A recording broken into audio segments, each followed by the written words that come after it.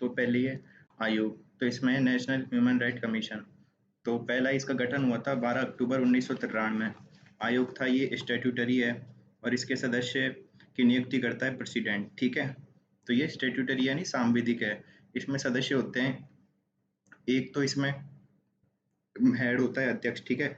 तो वो supreme court का पूर्व जो मतलब जस्टिस होना चाहिए, ठीक है, जज होना चाहिए। और फिर ये 7 पदेन सदस्य होते हैं और फिर 5 सदस्य होते हैं, उसमें एक महिला होनी चाहिए कम से कम, ठीक है। अब जो इनके सदस्य होते हैं इनको चयन कौन करता है? तो इसमें चयन समिति होती है। जैसे होता है पीएम होता है, लीडर ऑफ अपोजिशन होता है, जिसमें लोकसभा का और राज्यसभा का होता है, ठीक है।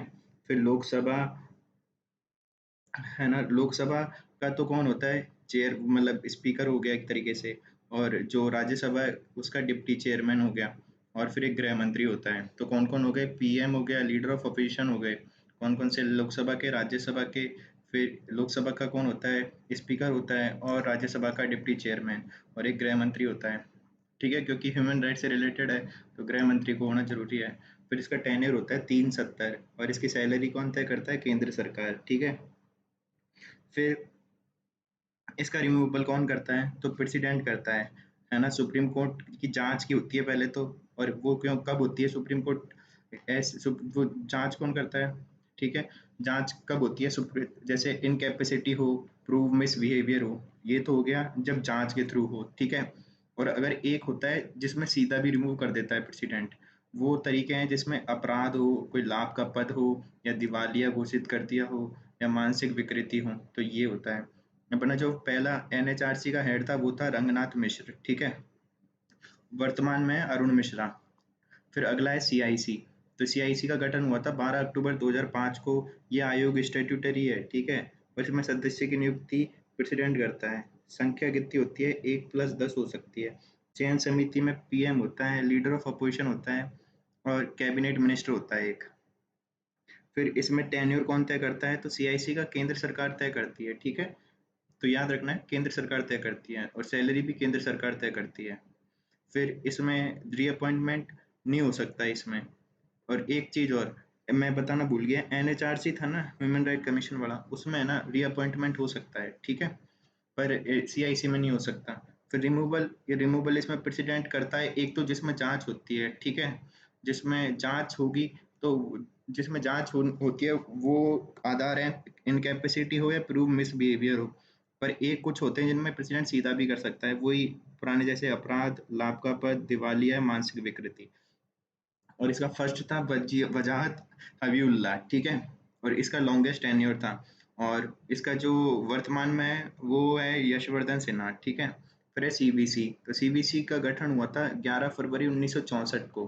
और इसको के संतानम थे उनकी समिति थी, उसकी रिपोर्ट के आधार पे हुआ था, के संतानम के, ठीक है।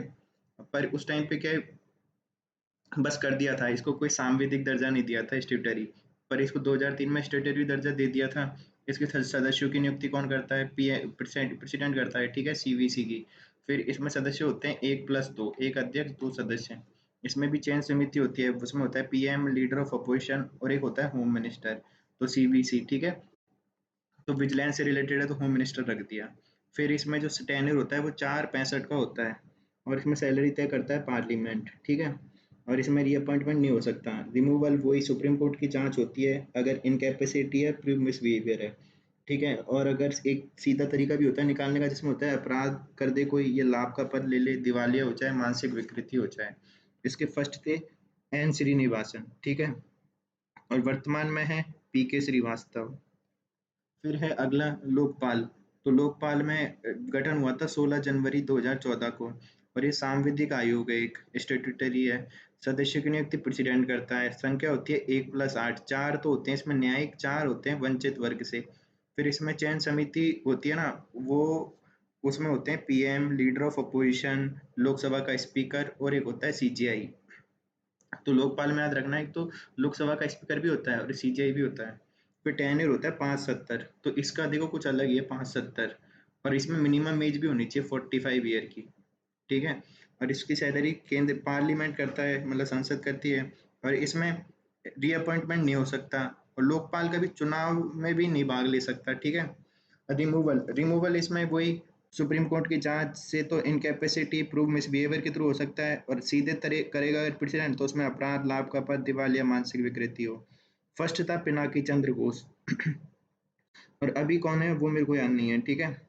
फिर है ईसीआई। ईसीआई वो है 25 जनवरी 2000 सॉरी 1950 को इसका गठन हुआ था, 25 जनवरी 1950 को।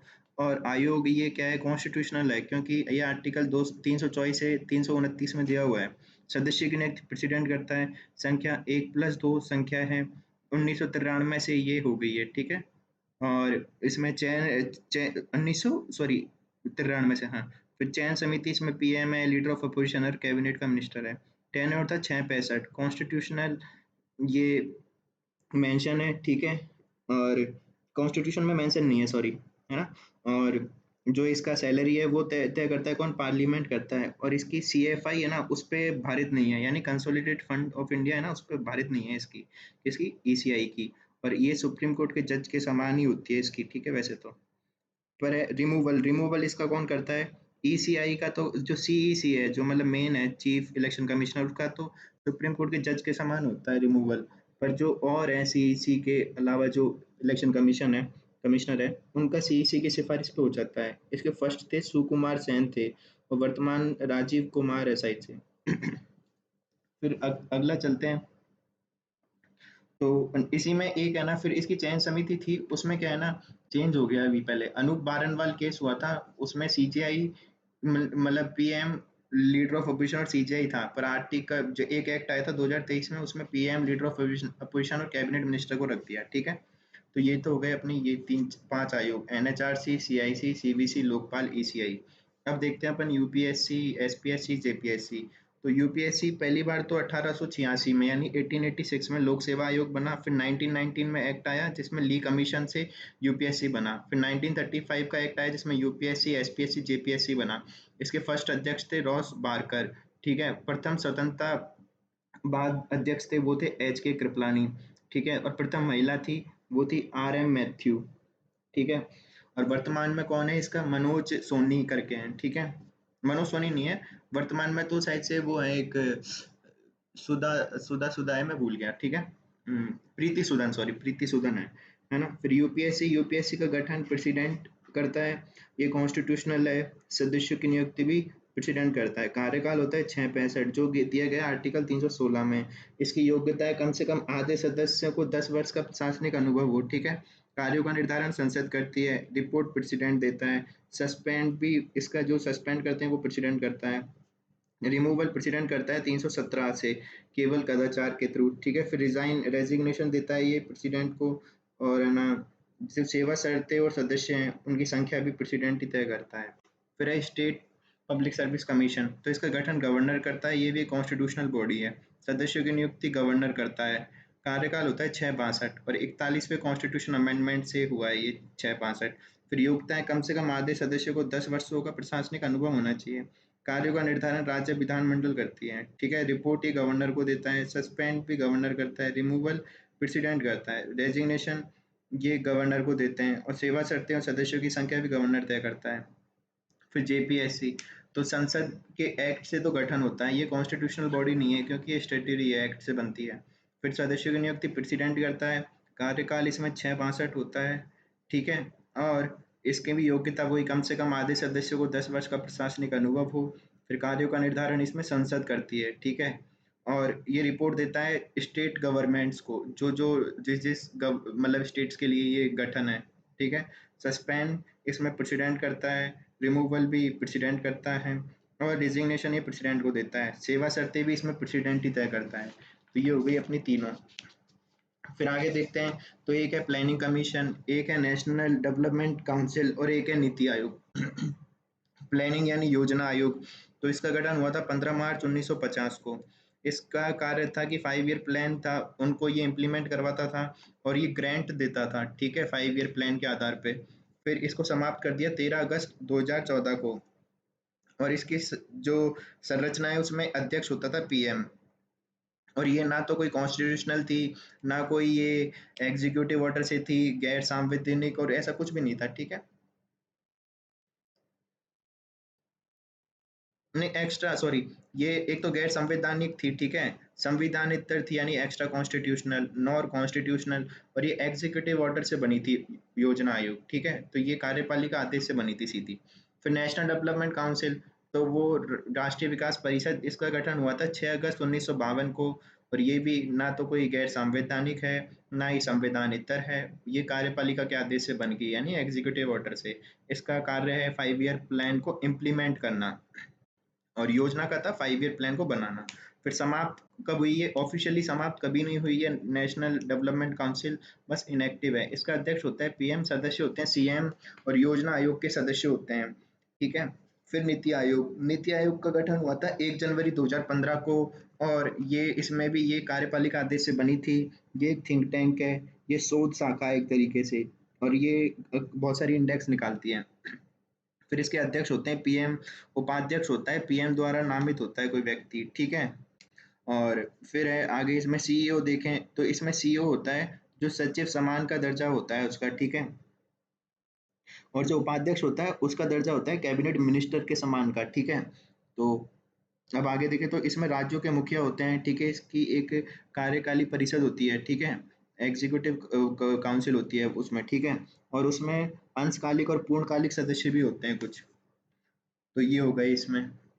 अब अपन ने ईसीआई देखा था, तो इलेक्शन कमीशन ऑफ इंडिया है, उसके कुछ कार्य देख लेते हैं। तो इसका कार्य होते हैं वोटर लिस्ट को बनाना, पार्टी का पंजीकरण करता है ये, पर पंजीकरण को रद्द नहीं कर सकता। फिर इलेक्शन सिंबल देता है ये, नेशनल स्टेट और स्टेट पार्टी, नेशनल पार्टी और स्टेट पार्टी बताता है कौन है कौन नहीं है। फिर नोटिफिकेशन निकालता है किसका? प्रेसिडेंट के इलेक्शन का और वाइस प्रेसिडेंट के इलेक्शन का। फिर कंडक्ट कराता है कौन से? प्रेसिडेंट और वाइस प्रेसिडेंट के इलेक्शन, लोकसभा राज्यसभा के इलेक्शन, लेजिस्लेटिव असेंबली और लेजिस्लेटिव काउंसिल के इलेक्शन। फिर ये एडवाइजरी बॉडी भी है, कैसे है? 103 आर्टिकल के थ्रू प्रेसिडेंट को सलाह देता है, आर्टिकल 192 के थ्रू गवर्नर को सलाह देता है। ये अर्धन्यायिक बॉडी है, पार्टियों का विवाद सुलझाता है ये। फिर इसकी संरचना 324 में दी गई है। 325 में धर्म, मूल, वंश, जाति, भाषा के आधार पर ये भेदभाव नहीं करेगा, ये बताया किस किस के आधार पर? धर्म के आधार पे, मूल वंश के आधार पे, जाति के आधार पर, भाषा के आधार पे, यानी लिंग के आधार पे कर सकता है भाई, ये याद रखना तुम लोग, ठीक है। फिर 326 में वोटिंग राइट दिए हैं, जैसे कॉन्स्टिट्यूशनल राइट है वोटिंग राइट, एक कॉन्स्टिट्यूशनल राइट है, 326 में बताया है। इसमें बताया एज, जिसकी किसी की भी 18 वर्ष से ज़्यादा है वो वोट दे सकता है, और पहले ये 21 वर्ष हुआ करती थी, 18 करी इसको 61वें कॉन्स्टिट्यूशन अमेंडमेंट से। फिर ये एनआरआई, कैदी, अपराधी या पागल को वंचित किया जा सकता है वोट डालने से। किस किस को? कोई एनआरआई हो तो उसको, कैदी हो उसको, अपराधी हो उसको, और पागल को, ठीक है। फिर 327 में संसद शक्ति देता है, ठीक है। और 328 में विधानसभा के बारे में बताता है। और ये 329 में ये क्या करता है? न्यायपालिका हस्तक्षेप को रोकता है। 329 में क्या है? न्यायपालिका हस्तक्षेप नहीं होगा, ठीक है। अब नेशनल पार्टी के क्या क्या क्राइटेरिया है वो देख लेते हैं। तो उसकी शर्तें होती हैं 6% लोकसभा वोट हो 4 राज्यों से, या फिर या उसी के साथ 6% लोकसभा वोट 4 राज्यों से प्लस 4 लोकसभा सीटें हों, या दूसरा क्राइटेरिया फुलफिल करते हैं जो कि है 2% लोकसभा सीट यानी कि 11 सीटें 3 राज्यों से, या 4 राज्यों में राज्य दल का दर्जा प्राप्त हो। तो ये जो तीसरा वाला है ना, ये उसका है, आपने किया है क्राइटेरिया। अभी हमारे कौन कौन सी हैं? National party, Congress, BJP, CPI M, NPP, AAP और बीएसपी, ठीक है। फिर स्टेट पार्टी का देखें तो दर्जा कैसे मिलता है? लोकसभा में 6% वोट और 1 सीट हो, लोकसभा में 1/25 मतलब 1/, क्या बोलते हैं यार, 1/4 मान लो, 1/4 सदस्य होने चाहिए, मतलब 25 में से एक सदस्य होना चाहिए इसका, लोकसभा में। तो 1/1/25 ये सदस्य होने चाहिए। फिर विधानसभा में 6% वोट प्लस 2 सीट होनी चाहिए विधानसभा में, ठीक है। फिर विधानसभा में ही 3% सीटें हों, या फिर विधानसभा में या लोकसभा में 8% वोट हों। तो स्टेट पार्टी के क्या क्या क्राइटेरिया है? लोकसभा में 6% वोट प्लस 1 सीट, या फिर लोकसभा में 1/25 इसके सदस्य हों, हर 25 पे एक सदस्य। फिर विधानसभा में 6% वोट प्लस 2 सीट हो, या फिर विधानसभा में 3% सीटें हों, या फिर विधानसभा या लोकसभा में 8% वोट हो। अब फर्स्ट सीई से थे कौन थे? सुकुमार सेन थे, लॉन्गेस्ट थे के वी सुंदरम, न्यूनतम थे V S Rama Devi, first female थी वीएस रामा देवी, और वर्तमान है राजीव कुमार। तो कैसे याद रखेंगे, पहला है, पहले अपन सुकुमार, मतलब इसमें याद रखना सुकुमार है, मतलब सुंदर है, सु है, कुमार है, ठीक है।